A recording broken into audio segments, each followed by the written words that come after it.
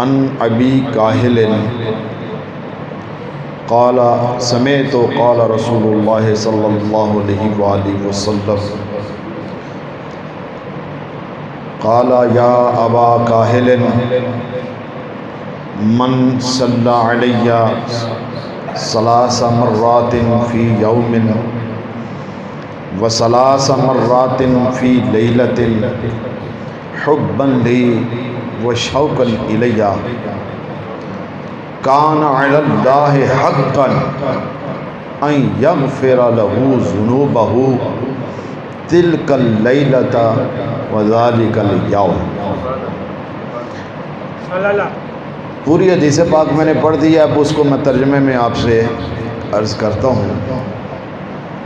حضرت ابو کاہل صحابی ہیں رضی اللہ تعالی عنہ، سب کہتے ہیں رضی اللہ تعالی عنہ۔ وہ فرماتے ہیں کہ مجھے آقا علیہ الصلوۃ والتسلیم نے مخاطب کر کے ارشاد فرمایا، مجھے یعنی حضرت ابو کاہل کہہ رہے ہیں مجھے مخاطب کر کے حضور نے ارشاد فرمایا، اے ابو کاہل، جو بندہ دن میں 3 مرتبہ میری ذات پر درود پڑھے،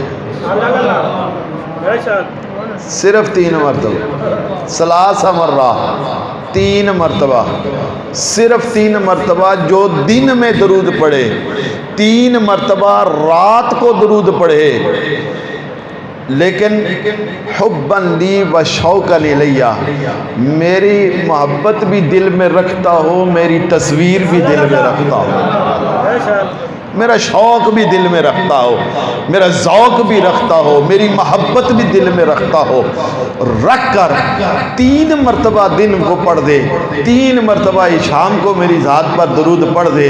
اللہ اتنا کریم ہے، اتنا مہربان ہے، اللہ اتنا رحم فرمانے والا رحمان رب ہے کہ جو بندہ میری ذات پر درود پڑھتا ہے، میری محبت میں پڑھتا ہے، دن میں 3 مرتبہ پڑھتا ہے، رات میں 3 مرتبہ پڑھتا ہے، اللہ اپنی ذات پر لازم کر لیتا ہے، اس دن کے بھی گناہ معاف فرما دیتا ہے، اس رات کے بھی گناہ معاف فرما دیتا ہے،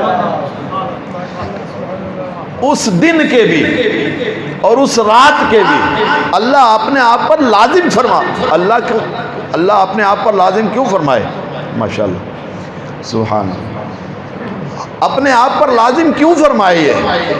اللہ کی ذات پر کوئی چیز لازم نہیں ہے، اللہ کے اوپر کوئی چیز لازم نہیں ہو سکتی، نہ واجب ہو سکتی ہے نہ لازم ہو سکتی ہے، لیکن یہ اس کا کرم ہے، یہ اس کا فضل ہے، یہ اس کی مہربانی ہے اور احسان ہے کہ درود ہم حضور کی ذات پر پڑھتے ہیں، خوش وہ ہوتا ہے، خوش وہ ہوتا ہے، راضی وہ ہوتا ہے، ورنہ گناہ معاف کرنا اللہ کا کام ہے نا۔ درود ہم حضور کی ذات پر پڑھ رہے ہیں، درود ہم آقا کی ذات پر بھیج رہے ہیں، ہم سلام حضور کی ذات پر بھیج رہے ہیں، خوش وہ ہو رہا ہے اور کہتا ہے جس دن میں بھی میرے محبوب کو تم نے یاد کیا، جس رات میں بھی میرے محبوب کو یاد کیا، وہ رات بھی میں تمہاری انمول بنا دوں گا، وہ دن بھی میں تمہارا انمول بنا دوں گا، اس دن کے بھی گناہ معاف کر دوں گا، اس رات کے بھی گناہ معاف کر دوں گا۔ یہ اللہ کی اپنے محبوب کے ساتھ محبت کا ایک انداز ہے۔ اللہ تعالیٰ اپنے محبوب کے ساتھ کس طرح سے پیار کرتا ہے، کس طرح سے محبت کرتا ہے، جو نسبت بھی کر لیتا ہے اللہ اس کے اوپر بھی کرم فرما دیتا ہے۔ تو 3 مرتبہ درود پڑھنا ہے۔ اب ہم اس حدیث کو کم از کم فالو کرتے ہوئے اگر 3 مرتبہ ہم درود پڑھیں تو دن کے گناہ معاف ہو جائیں گے، مگر فوراً بعد ہم 3 مرتبہ پڑھیں گے تو رات کے بھی ہو جائیں گے۔ تو یار بتائیں اگر 3 مرتبہ درود پڑھنے سے پورے دن کے گناہ معاف ہو جائیں تو پھر ہمیں کثرت کے ساتھ پڑھنا چاہیے کہ نہیں پڑھنا چاہیے؟ اور کتنی دفعہ پڑھیں گے؟ جتنا زیادہ پڑھیں گے اتنا زیادہ اللہ خوش ہوگا نا۔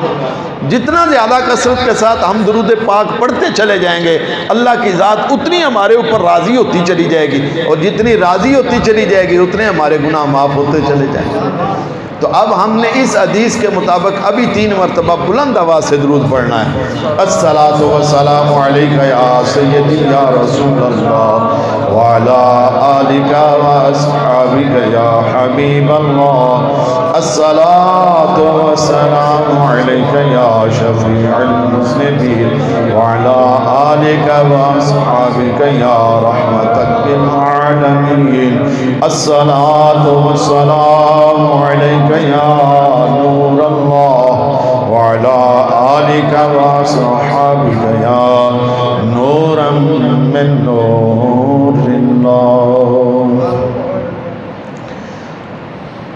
معزز محترم محتشم حضرات علماء کرام، آج میری قسمت کہ میرے دائیں بھی علماء ہیں، میرے بائیں بھی علماء ہیں، یہ کمال ہے، ان کی شفقت ہے، ان کی مہربانی ہے، مجھ جیسے نکمے کو سننے کے لیے آ گئے ہیں، ورنہ یہ ماشاءاللہ مجھ سے اچھے خطیب بھی ہیں، اچھے عالم بھی ہیں، فاضل بھی ہیں، شاہ صاحب کی بلا ماشاءاللہ، یہ حافظ صاحب، اللہ تعالیٰ ان کی صحت میں، علم میں، عمل میں، عمر میں برکتیں عطا فرمائے۔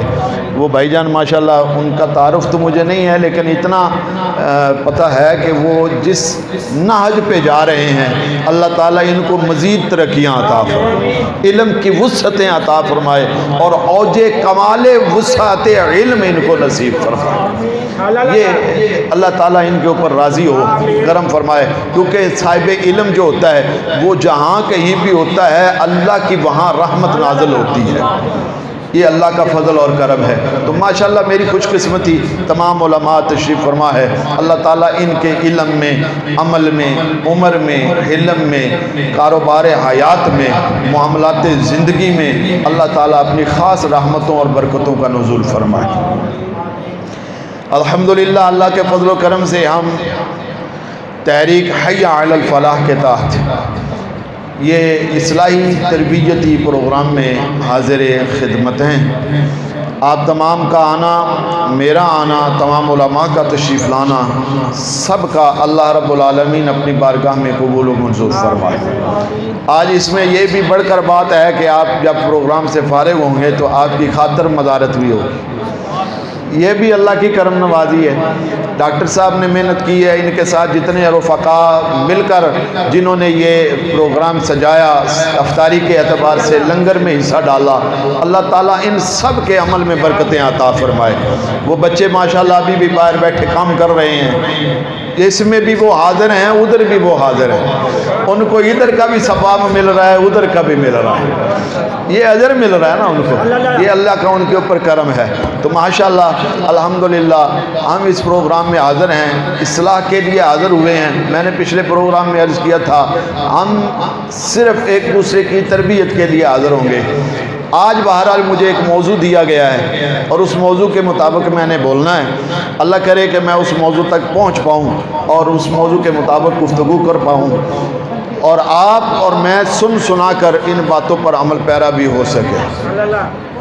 کارخانہ قدرت میں اللہ جل شانہ نے کسی چیز کو بھی بیکار نہیں بنایا، کوئی چیز حکمت سے خالی نہیں ہے، کوئی بھی چیز جس کو اللہ نے پیدا فرمایا ہے وہ کوئی نہ کوئی حکمت رکھتی ہے۔ فعل الحکیم ہے لا یخلو عن الحکمہ، اس حکیم کا کوئی فعل حکمت سے خالی نہیں ہوتا، وہ جو بھی کرتا ہے، جو بھی معاملہ کرتا ہے، اس کے ہر معاملے کے اندر حکمت پیش جو ہے نا وہ کار فرما ہوتی ہے۔ بہت ساری ایسی چیزیں ہوتی ہیں کہ جن کو ہم دیکھتے ہیں تو ہمارے ذہنوں میں خیال آتا ہے اس کو کیوں پیدا کیا ہے اللہ نے، یہ بالخصوص کیڑے مکوڑے، اس قسم کے حشرات الارض یا اور بھی بہت ساری چیزیں دیکھ کر ہم حیران ہو جاتے ہیں کہ ان کو اللہ نے کیوں پیدا کیا ہے۔ اسی طرح روایات میں آتا ہے، کتابوں میں لکھا ہے کہ دیوار پر چھپکلی چل رہی تھی، حضرت موسیٰ علیہ الصلوۃ والتسلیم کی نظر پڑی، اللہ سے کلام شروع ہوئی تو پوچھا مولا یہ چھپکلی کو تو نے کیوں پیدا کیا ہے، یہ چھپکلی کو کیوں پیدا کیا ہے؟ آگے سے جواب ملتا ہے موسیٰ یہی سوال چھپکلی نے ابھی مجھ سے کیا ہے کہ اے اللہ تو نے موسیٰ کو کیوں پیدا کیا ہے۔ تو نے موسیٰ کو کیوں پیدا کیا ہے؟ تو اے موسیٰ، جس طرح تجھے پیدا کرنے کا میرا کوئی نہ کوئی مقصد ہے، اسی طرح اس چھپکلی کو بھی پیدا کرنے کا میرا کوئی نہ کوئی مقصد ہے۔ تو ہر چیز کی حکمت ہے۔ تو اس کا مطلب ہے کہ انسان کا بھی دنیا میں آنے پر، یہ ہم جو اس دنیا میں حاضر ہیں، اللہ نے ہمیں پیدا کیا ہے، زندگی دی ہے، وجود دیا ہے، صحت دی ہے، سلامتی دی ہے، دنیا کی نعمتوں سے جو ہے وہ نوازا ہے، یہ ساری چیزیں دینے کا اللہ کا کوئی نہ کوئی مقصد تو ہے نا۔ عمومی طور پر، عمومی لفظ میں نے بولا ہے، یہ ذہن میں رکھیے گا، عمومی طور پر لوگوں کا یہ گمان ہے، یہ خیال ہے کہ انسان کے ذمے صرف 4 ہی کام ہیں، 5واں کام کوئی نہیں، اور عمومی ہوتا بھی یہی ہے۔ پہلا کمانا، دوسرا اسی کمائے ہوئے کو کھانا، پھر تیسرا اس کما کھا کر آرام کرنا، استراحت کرنا یعنی سونا۔ یہ 3 کام کرتے کرتے زندگی گزار کر مر جانا، یہ 4 ہی کام بنتے ہیں۔ یہ عمومی لوگوں کا ایک گمان ہے، اور اگر ہم معاشرے کے اندر دقیق نظر سے اگر غور و فکر کریں تو ہمیں ایسے لوگ بہت سارے ملتے ہیں کہ جو یہ 4 ہی کام کر رہے ہیں، کما رہے ہیں، کھا رہے ہیں، سو رہے ہیں، اور کئی دنیا سے چلے گئے ہیں، کچھ اپنی باری کا انتظار کر رہے ہیں۔ یہی 4 کام، اگر ہم یہی 4 کام اگر انسان کرے اور یہی اس کے ذمہ ہے، تو پھر اگر ہم غور کریں تو حیوانات کے اندر بھی تو یہی 4 باتیں پائی جاتی ہیں۔ حیوانات کے اندر، آپ دیہاتی لوگ ہیں جانتے ہیں، 4 ہی باتیں ہیں۔ جانور اپنا دانہ دن کا تلاش کرتا ہے، کھاتا ہے، سستاتا ہے یعنی سوتا وغیرہ آرام کرتا ہے، اور پھر مر جاتا ہے۔ یہی 4 کام حیوان بھی کر رہا ہے، یہی 4 کام انسان بھی کرے، تو پھر انسان اور حیوان میں کیا فرق ہے؟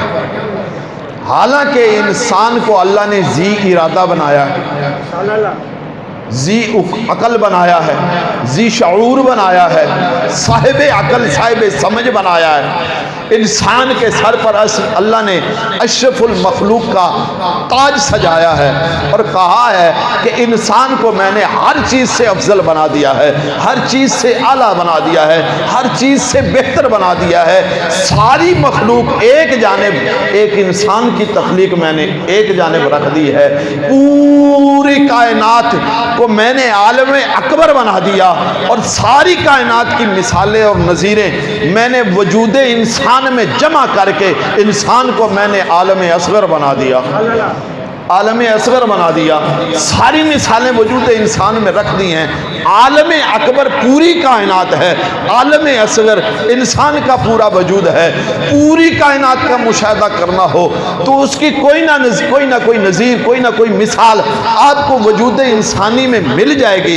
اس کا مطلب ہے کہ اللہ نے پوری کائنات کو بنا کر شاہکار انسان بنا کر بتایا، کائنات ساری ایک جانب، میرا یہ انسان ایک جانب، یہ انسان ایک جانب۔ اس انسان کو میں نے اتنا بہترین بنایا، اتنا خوبصورت بنایا، اتنا اچھا بنایا، اس کے اوپر میں نے اپنی شاہکاری کا ایک انمٹ نقش جو ہے وہ قائم کر دیا۔ اس کی مثال ہی کائنات میں نہیں بن سکتی، نہ میں نے پیدا کی ہے نہ بن سکتی ہے۔ انسان جیسا انسان اگر پیدا کر سکتا ہے تو وہ صرف اللہ پیدا کر سکتا ہے، کائنات کے اندر کوئی انسان پیدا نہیں کر سکتا۔ تو پھر یہ انسان اشرف المخلوق ہے۔ اس کا مطلب ہے کہ اس کا آنے کا مقصد تو پھر اور بھی اعلیٰ، کیونکہ یہ کام تو حیوانات بھی کر رہے ہیں، تو اس کا اگر یہ آنے کا مطلب افضل ہے، اشرف ہے، تو پھر اس کو اللہ نے کسی اعلیٰ مقصد کے لیے پیدا کیا ہے، افضل مقصد کے لیے پیدا کیا ہے، اچھے مقصد کے لیے پیدا کیا ہے۔ تو پھر ہم یہ سوال اللہ کی بارگاہ میں رکھتے ہیں، مولا ہر چیز کو پیدا کر کے تو نے حکمت بتا دی ہے، انسان کو پیدا کیا، اس کو کیوں پیدا کیا ہے، اس کا مقصد حیات کیا ہے، اس کا منشور حیات کیا ہے، اس کا مقصد تخلیق کیا ہے، دنیا دنیا میں آنے کا مقصد کیا ہے؟ جب ہم نے یہ سوال اللہ کی بارگاہ میں رکھا تو اللہ نے فرمایا وما خلقت الجن والانس الا لیعبدون، ساری کائنات ایک جانب، انسان ایک جانب، ان کے مقاصد میں نے بتا دیے، ان کے مقاصد میں نے سمجھا دیے۔ انسان کو پیدا کرنے کا مقصد میں نے صرف ایک ہی رکھا ہے، اور وہ یہ ہے کہ یہ انسان ہر دم ہر لحظہ میری بارگاہ میں آ کر جھکتا رہے، میری عبادت کرتا رہے، میری بارگاہ میں آ کر اللہ اللہ کرتا رہے، میرا ذکر کرتا رہے، سبحان ربی العظیم، سبحان ربی العالی کی صدائیں لگاتا رہے، سبحانک اللہم سے میرے ساتھ محو گفتگو ہو کر آگے چل کر یہ صرف ہر دم ہر لحظہ میرا ذکر کرتا ہوا میرے ساتھ نظر آئے۔ یہی تو انسان کا مقصد ہے۔ زندگی آمد برائے بندگی، کسی فارسی کے شاعر نے لکھا نا، وہ کہتا ہے زندگی آمد برائے بندگی، زندگی آئی ہے، زندگی ملی ہے، حیات ملی ہے صرف بندگی کے لیے، صرف اطاعت کے لیے، صرف اللہ کی عبادت کے لیے۔ وہ زندگی بے بندگی شرمندگی، جس زندگی میں بندگی نہیں ہے وہ زندگی زندگی نہیں، شرمندگی ہے۔ وہ زندگی زندگی نہیں بلکہ وہ کیا ہے؟ شرمندگی ہے۔ ہم انسان اشرف المخلوق ہیں، ہمارا منشور حیات اللہ نے بتایا کہ وہ صرف اور صرف اللہ کی عبادت کرنا ہے، بندگی کرنا ہے، اطاعت کرنا ہے۔ ایک چھوٹی سی بات یہاں پر دے کر اپنے موضوع کی جانب جانا چاہتا ہوں۔ چھوٹی سی بات کیا ہے؟ وہ ہے آدمی مر جائے، مرے ہوئے انسان کو ہم کہتے ہیں اٹھ بھئی اٹھ، زور دی نماز ہو گئی، ٹائم پڑھ، کوئی کہتا ہے؟ زور کے ٹائم پر ہو، نماز کا ٹائم ہو اور اس کو کوئی کہتا ہے؟ عصر کا ٹائم ہو اس مردے کو کوئی کہتا ہے؟ کیوں نہیں کہتا؟ وہ کیوں؟ اس لیے کہ ہر انسان اب یہ جان چکا یہ مر کے مردہ ہو گیا ہے، اب اس کے اوپر نماز فرض ہی نہیں رہی، اب اس پر نماز فرض ہی نہیں رہی۔ تو اس کا مطلب نماز تو زندوں پر فرض ہے، اس کا مطلب ہے نماز زندوں پر فرض ہے۔ اس کا مطلب ہے کہ نماز پڑھتا وہ ہے جو زندہ ہے، جو نہ پڑھے وہ جیتے جی مردہ ہے، وہ جیتے جی مردہ ہے، وہ مرے ہوئے انسان کی طرح ہے، کیونکہ نماز فرض زندہ پر ہے اور وہ زندہ پڑھتا ہے۔ جو نہیں پڑھتا وہ مردہ کی طرح ہے، کیونکہ اس پر نماز فرض نہیں ہے۔ یہ اپنے آپ پر نماز نہیں فرض سمجھ کر نہیں پڑھ رہا نا، اگر فرض سمجھتا اور اس کی حکمت اور اہمیت اور فضیلت کو سمجھتا تو پھر کسی صورت میں نماز کو نہ ترک کرتا، نماز کو نہ چھوڑتا۔ نماز پڑھنے والا ہی اصل میں زندہ ہے اور نماز نہ پڑھنے والا مردوں کی طرح ہے، مردوں کی طرح ہے۔ اب مجھے جو موضوع دیا گیا ہے وہ یہ ہے کہ نماز کی حکمت بیان کرنی ہے کہ نماز کیوں فرض ہوئی ہے ہمارے اوپر، یہی موضوع ہے جی۔ عبادت میں اللہ نے ہمیں پیدا کیا کہ ہر انسان نے عبادت میں سب سے افضل ترین عبادت جو اللہ کو پسند اور محبوب ہے وہ نماز ہے۔ نماز کیوں فرض ہوئی ہے، اس کی حکمت کیا ہے؟ پہلی حکمت تو معراج کی رات سے شروع ہوتی ہے۔ پہلی حکمت، 3 باتیں عرض کروں گا ٹائم کی مناسبت سے، ٹائم پورا ہو جائے گا، 3 باتیں صرف چھوٹی چھوٹی عرض کر کے رخصت چاہوں گا۔ پہلی بات، معراج کی رات یہ نماز ہمارے اوپر فرض ہوئی، معراج کی رات ہی فرض ہوئی۔ اب اسی معراج کی رات ہی اصل میں اس نماز کے فرض ہونے کی حکمت بھی ہے۔ کیسے؟ اللہ جل شانہ کے بارگاہ میں تھے آقا علیہ الصلوۃ والتسلیم، کعبہ قوسین و ادنا کے مقام پر تھے، فدنا فتح اللہ کے مقام پر تھے، قرب تھا، کوئی چیز سامنے حائل نہیں تھی، یا اللہ تھا یا پھر اللہ کا محبوب مصطفیٰ تھا۔ اللہ اپنے محبوب کو دیکھے جا رہا تھا، مصطفیٰ اپنے رب کو دیکھے جا رہا تھا۔ اپنے سر کی آنکھوں سے مشاہدہ الہی کیے جا رہا تھا۔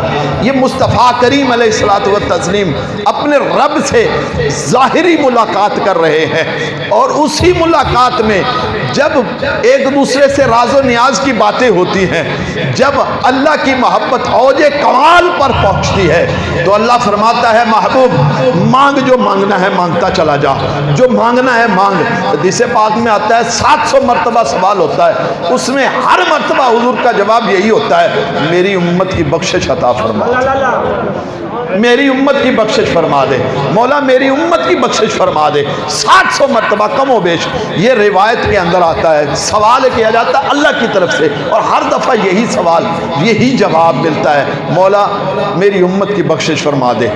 جب یہ ساری باتیں ہوئی ہیں تو اللہ جل شانہ انہیں انعام کے تحفے کے طور پر یہ نماز دی، اور اس میں حکمت کار ساز رکھ دی کہ اے محبوب آپ میری بارگاہ میں آئیں، مجھ سے باتیں کر رہے ہیں، مجھے دیکھ بھی رہے ہیں، اب آپ کے ہر امتی کے اندر یہ طاقت اور استطاعت تو نہیں کہ وہ اپنی سر کی آنکھوں سے میرے اللہ کا جو ہے نا وہ دیدار کر پائے، اللہ کی زیارت کر پائے، اللہ سے ماب گفتگو ہو پائے۔ میں ایسی نماز دیتا ہوں، ایسا عمل دیتا ہوں، ایسی عبادت دیتا ہوں جب تیرا غلام اس میں ڈوب کر، اس میں غرق ہو کر، اس کی روح کے ساتھ، اس کو محبت کے ساتھ، توجہ اللہ کے ساتھ جب اس نماز کو ادا کرے گا نا تو سیم یہی کیفیت ہوگی محبوب جیسے آج تو میرے سامنے بیٹھا ہے، تیرا محبوب بندہ بھی، تیرا محبوب غلام بھی جب اسی انداز کے ساتھ نماز پڑھے گا نا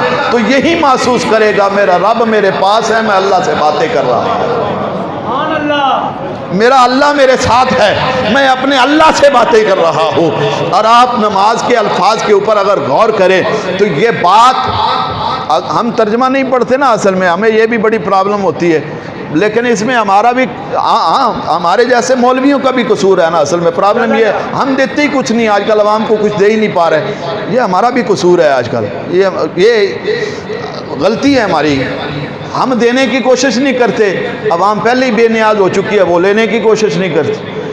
لیکن اگر ہم نماز کا ترجمہ سیکھنے کی کوشش کریں تو سبحانک اللہ سے شروع کریں نا تو پوری نماز کو اختتام تک پہنچائیں تو اس کو پورے انداز کے ساتھ سمجھ کر جائیں تو دیکھیں میرے اللہ کا ہمارے ساتھ قرب کیا نظر آتا ہے۔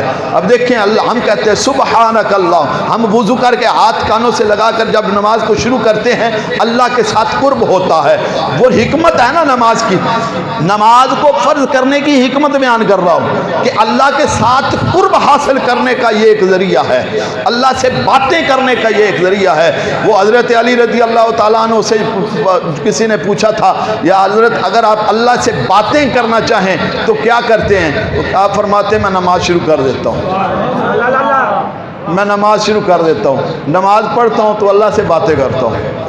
سبحانک اللہ، ہم کیا اے اللہ تو پاک ہے، تو کس کو کہتے ہیں؟ یہ جو سامنے بیٹھے آپ سب بیٹھے ہیں، میں آپ کو تو کر کے کہوں تو یہ مخاطب ہے جو قریب ہے، یہ قرب ملتا ہے۔ اب ہم کہاں اللہ کہاں ظاہری طور پر، لیکن نحن اقرب الیہ من حبل الورید کے تحت وہ ہماری شارع کے قریب بھی ہے، وہ ہمارے قریب ہے۔ فانی قریب اجیب دعوت الداعی اذا دعان، میں قریب ہوں، جب بھی مجھے کوئی پکارنے والا پکارتا ہے میں اس کی پکار کو سن لیتا ہوں، میں اس کی پکار کو سن لیتا ہوں۔ سبحانک اللہم وبحمدک، سبحانک اللہم وبحمدک، اے اللہ تو پاک ہے، اے اللہ تو پاک، اللہ سے مخاطب ہو کے ہم بات کر رہے ہیں، تو اللہ، اے اللہ تو پاک ہے۔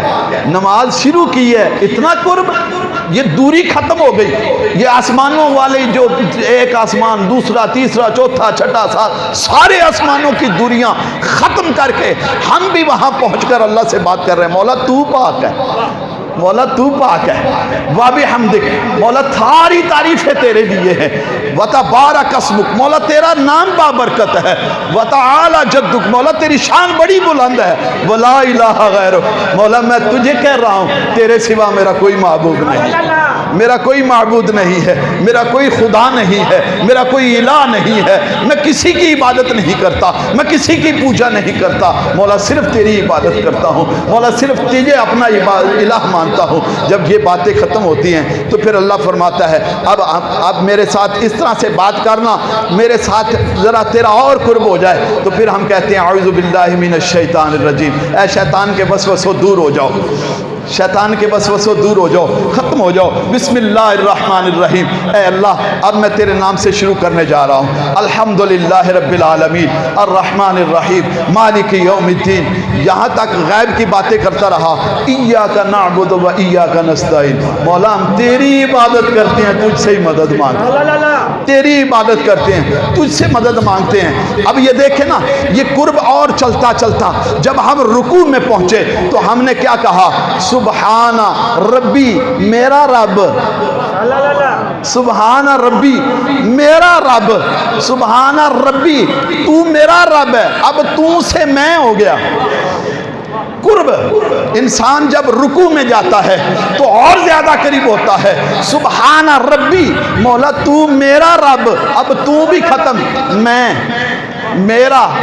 یہ قرب ہے، یہ نماز کی حکمت ہے، یہ نماز کی حکمت یہ شب معراج میں جو دی گئی ہے، اسی حکمت کے تحت دی گئی۔ محبوب تو میرے ساتھ بیٹھ کر محو کلام ہوتا ہے، میں عبادت ایسی دوں گا، تیرا امتی پڑھے گا تو اس کے ساتھ بھی میں ایسے ہی باب کلام ہو جاؤں گا۔ سبحان ربی یہ قرب ہے۔ جب علماء نے لکھا جب بندہ سجدے میں جاتا ہے نا تو اور زیادہ قرب ہو جاتا ہے، بلکہ یہاں تک کہ کئی اللہ کے ولیوں کے سامنے سے حجابات کو اٹھا دیا جاتا ہے، وہ ڈائریکٹ اللہ کے جلووں کو دیکھتا ہے، وہ اللہ کے جلووں میں محو ہو جاتا ہے۔ ارے تو اسی طرح نماز کو پڑھنا سیکھ تو صحیح، کبھی تو ترجمے کے ساتھ نماز پڑھنے والا بن تو صحیح، ترجمے کے ساتھ سیکھ کر ذرا اسی طرح محو کلام ہو کر، اسی طرح اللہ کی ذات میں گم ہو کر کبھی تو نماز پڑھ کے دیکھ تو صحیح۔ تیرے ساتھ اللہ کلام نہ کرے تو بات کرنا، یہ توجہ ہے، یہ ایک حکمت ہے۔ بات اس کے اوپر جتنی لمبی کروں ہو جائے گی، لیکن میں اپنی بات کو مختصر کر لوں۔ دوسری حکمت قرآن میں ذکر کی گئی ہے اس کی، اور وہ کیا ہے؟ ان الصلاۃ تنہی عن الفحشاء والمنکر، یہ دوسری حکمت ہے جو قرآن میں بیان ہوئی ہے، اور وہ کیا ہے کہ نماز انسان کو بے حیائی اور برائی کے کاموں سے روکتی ہے۔ یہ حکمت ہے نماز کی۔ اگر نماز انسان پڑھتا ہے اور 5 وقت کی پکی نماز پڑھتا ہے، پڑھتا اللہ کے لیے ہو، یہ شرط ہے، اس حکمت میں یہ شرط ہے، نماز اللہ کی رضا کے لیے، اللہ کے لیے، خالص قلب، خالص للہیت کے لیے، صرف اللہ کو راضی کرنے کے لیے، صرف اللہ کی رضا کے لیے، کسی کو دکھلانے کے لیے نہیں۔ آج مجھے یاد دکھانے کا، یہ مولوی اور آستین، آج شاہ صاحب کو یاد، ڈاکٹر صاحب روز آندن جی آج نماز پڑھ، مولوی صاحب آندن جی آج نماز پڑھو، چلو جی آج مولوی اور ڈاکٹروں فلانے نو حضرت صاحب نو مولانا صاحب راضی کاری چھڑیے، جنوں راضی کرن واسطے نماز پڑھن آ رہے ہیں، قیامت والے دن اللہ قیام حدیث پاک دے الفاظ منادی کرن والا ندا کرے گا، جندے واسطے عمل کیتا ہے اج ان دا ثواب بھی ان دے کول لے لو جا کے، جندے واسطے عمل کیتا ہے ثواب بھی ان دے کول لے لو، تے جنہاں نے اللہ واسطے کیتا ہو سی ثواب بھی اللہ کولوں لے سن، تے جنہاں مولویاں واسطے پڑھی ہو سی مولویاں دے دار تے ہو سن، اور سچی گل ہے نا۔ تو بہرحال ان الصلاۃ تنہی عن الفحشاء والمنکر، دوسری حکمت کہ نماز بے حیائی اور برائی کے کاموں سے روکتی ہے۔ آپ لوگ ہمیں سوچتے ہوں گے کہ بہت سارے ایسے لوگ ہیں جو نماز تو پڑھتے ہیں، پڑھتے نماز ہیں، باہر نکلتے ہیں چھرے اور تیز ہو جاتے ہیں، ان کی زبانیں اور تیز ہو جاتی ہیں، ان کے اعمال اور زیادہ تیز ہو جاتے ہیں، ان کی زبانیں اور زیادہ بگڑ جاتی ہیں، اعمال اور زیادہ خراب ہو جاتے ہیں، تو پھر نماز کہاں روک رہی ہے؟ بھئی یہ الفاظ تیرے میرے تو نہیں ہیں، یہ قرآن کے الفاظ ہیں اور فرمانے والا اللہ ہے، اور اللہ سے بڑھ کر ومن اصدق من اللہ قیلا، اللہ سے بڑھ کر کائنات میں سچا کوئی نہیں ہے، اس سے سچی کلام کوئی نہیں ہے، کلام قرآن سے بڑھ کر اچھی کلام کوئی نہیں، سچی کلام کوئی نہیں۔ تو یہ قرآن کے الفاظ ہیں۔ نماز واقعی بے حیائی سے روکتی ہے اگر نماز اللہ کے لیے پڑھی گئی ہو، نماز وقت پر پڑھی گئی ہو تو یہ ان کو نہیں روکتی جنہوں نے 6 مہینے بعد ایک نماز ہے، کبھی پڑھنی ہے کبھی نہیں پڑھنی ہے، کبھی مجبوری کے ساتھ پڑھنی ہے، کبھی جماعت مل گئی تو ٹھیک ہے کوئی حرج نہیں، کبھی جماعت نہیں ملی تو کوئی حرج نہیں، ایک چلی گئی کوئی حرج نہیں، 2 چلی گئی کوئی حرج نہیں۔ جو اس انداز کے ساتھ نمازیں پڑھتا ہے اب اس کو نماز کہاں سے رکے گی؟ 5 وقت کا جو پکا نمازی ہے وہ جب باہر رفع حاجت کرنے کے لیے بیٹھے گا نا تو اس کو پتا ہوگا کہ میں نے اپنے کپڑوں کو صاف رکھنا ہے، میں نے ابھی اللہ کے گھر میں جانا ہے زبان کو صاف رکھنا ہے، میں نے ابھی اللہ کے گھر میں جانا ہے اپنے وسوسوں خیالات کو صاف رکھنا ہے، میں نے ابھی اللہ کے گھر میں جانا ہے، بے ایمانی کر کے گیا تو کیسے جاؤں گا، بے حیائی کر کے گیا تو کیسے جاؤں گا۔ یہ دوسری حکمت قرآن کے اندر اللہ نے ذکر فرمائی ہے کہ نماز فرض کرنے کی حکمت، ان الصلاۃ تنہا عن الفحشاء والمنکر، نماز بے حیائی اور برائی کے کاموں سے روکتی ہے۔ تیسری بات اور آخری بات کرتے آپ سے اجازت چاہوں گا، مجھے ٹائم جو دیا گیا ہے وہ بھی پورا ہونے والا ہے۔ یہ حدیث پاک سے اس نماز کی تیسری حکمت بیان کرنے جا رہا ہوں، اور وہ کیا ہے؟ لِكُلِّ شَيْءٍ عَلَمٌ وَعَلَمُ الْإِيمَانِ الصَّلَاةُ، لِكُلِّ شَيْءٍ عَلَمٌ وَعَلَمُ الْإِيمَانِ الصَّلَاةُ، ہر چیز کی پہچان کی کوئی نہ کوئی علامت ہے، ہر چیز کی پہچان کی کوئی نہ کوئی علامت ہے نا۔ جب آپ کوٹھیوں پر بیٹھے تو علامت کس چیز کی ہے؟ وضو کرنے جا رہا ہے تو وضو کرنا کس کی علامت ہے؟ اب یہ اللہ کے گھر میں جا رہا ہے، نماز پڑھنے جا رہا ہے۔ بادل شادل بن جائیں تو کس کی علامت ہے؟ بارش آنے والی۔ سرد ہوائیں چلیں تو کس کی علامت ہے؟ سردی آنے والی۔ گرم ہوائیں چلنا شروع ہو جائیں تو کس کی علامت ہے؟ گرمی آ رہی ہے۔ یہ ساری علامتیں ہیں کہ نہیں ہیں جس سے پتہ چل جاتا ہے؟ فرمایا ہر چیز کی پہچان کی کوئی نہ کوئی علامت ہے۔ یہ تیسری حکمت حدیث پاک سے دینے جا رہا ہوں، ہر چیز کی پہچان کی کوئی نہ کوئی علامت ہے۔ وَعَلَمُ الْإِيمَانِ الصَّلَاةُ، فرمایا کسی ایماندار کی ایمانداری کو چیک کرنا ہو تو اس کے ایمان کی پہچان نماز ہے۔ اس کے ایمان کی پہچان کیا ہے؟ نماز ہے۔ جو نماز پڑھ رہا ہے وہ پکا ایمان والا ہے، جو ایمان والا ہے وہی نماز بھی پڑھے گا، جو ایمان والا ہے وہی نماز پڑھے گا۔ جو نماز پڑھ رہا ہے پکا ایمان والا ہے، کیونکہ حضور نے فرما دیا حکمت نماز میں یہی ہے کہ تیسری بات کہ ایمان کی پہچان نماز کے اندر ہے۔ جو نماز پڑھ رہا ہے تو گویا وہ اپنے ایمان کی علامت دے رہا ہے، ایمان کی پہچان دے رہا ہے، ایمان کی علامت دے کر بتا رہا ہے کہ میں مومن ہوں، میں مسلمان ہوں، میں ایمان والا ہوں۔ آقا علیہ الصلوۃ والتسلیم نے ارشاد فرمایا مومن اور کافر کے درمیان اگر کسی چیز کے ساتھ فرق کیا جاتا ہے تو وہ نماز ہے۔ وہ کیا ہے؟ وہ نماز ہے، کیونکہ جو نماز مومن پڑھتا ہے وہ نماز کافر نہیں پڑھتا۔ باقی بہت سارے نیکی کے اعمال ایسے ہیں جو کافر بھی کرتا ہے، بے ایمان بھی کرتا ہے، غیر مسلم بھی کرتا ہے، لیکن نماز ایک ایسا عمل ہے جو سوائے مومن کے کوئی بھی نہیں کر سکتا۔ تو گویا ایمان اور کفر کے درمیان فرق کرنے والی چیز کیا ہے؟ وہ نماز ہے۔ تو ایمان کی پہچان کی علامت بھی کیا ٹھہری؟ نماز ٹھہری۔ تو جب نماز پہچان ہے تو پھر نماز پڑھنا تو لازم ہے کہ نہیں ہے؟ اب 3 حکمتیں ہیں۔ پہلی بات، ہمارے اوپر ہم پیدا کس لیے ہوئے ہیں؟ میں جو گفتگو کی ہے ذرا دہرا دوں نا تاکہ آپ کو یاد بھی ہو جائے نا ہم نے بولا کیا ہے، تھوڑا سا کر کے کچھ تو یاد ہو جائے نا۔ ہمیں اللہ نے کیوں پیدا کیا ہے؟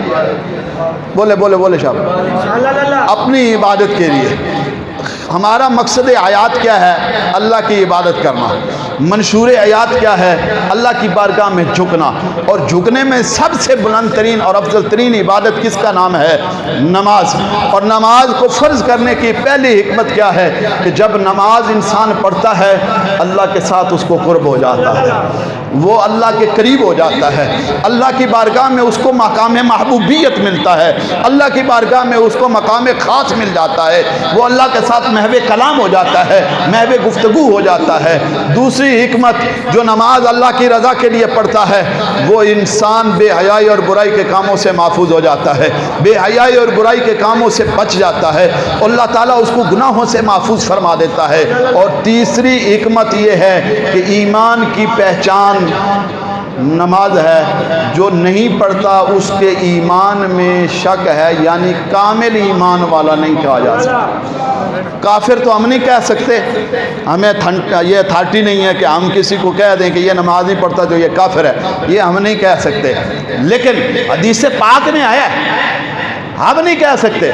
حدیث پاک کے الفاظ ذرا غور سے سن لیں، حضور نے ارشاد فرمایا من ترک الصلاۃ متعمدا فقد کفر، جس نے جان بوجھ کر ارادتاً نماز کو ترک کیا فقد کفر، اس نے کفر کیا، اس نے کفر کیا۔ یہ حدیث کے الفاظ ہیں، حدیث کے الفاظ ہیں، فقد کافرہ، کفر کیا۔ ہم تو نہیں کہہ سکتے کسی انسان کو کہ نماز نہ پڑھنے والا کافر ہے، یہ ہمارے پاس اتھارٹی نہیں ہے، لیکن اس حدیث کو سن کر اور عالم ایمان کو، ایمان کی علامت کو سن کر بھی اگر ہم نماز نہ پڑھیں تو پھر اللہ ہدایت عطا فرمائے تو فرمائے۔ بہرحال نماز پڑھنا لازم ہے، جو نہیں پڑھتا وہ سخت گناہ گار ہے، وہ اللہ کے غضب کا شکار ہے، وہ اللہ کی پکڑ کا شکار ہے، اور جو پڑھتا ہے وہی اللہ کی بارگاہ میں محبوب بھی ہے، مقرب بھی ہے، پیارا بھی ہے، اور اسی پر اللہ کا خاص فضل و کرم اور رحمت نازل بھی ہوتی ہے۔ اللہ جل شانہ آپ کو مجھے یہ سارے باتیں سنا کر ان پر عمل پیرا ہونے کی توفیق عطا فرمائے، نماز پڑھنے کی توفیق عطا فرمائے، اللہ کی بارگاہ میں قرب خاص حاصل کرنے کی توفیق عطا فرمائے۔ وما علیہ الا البلاغ۔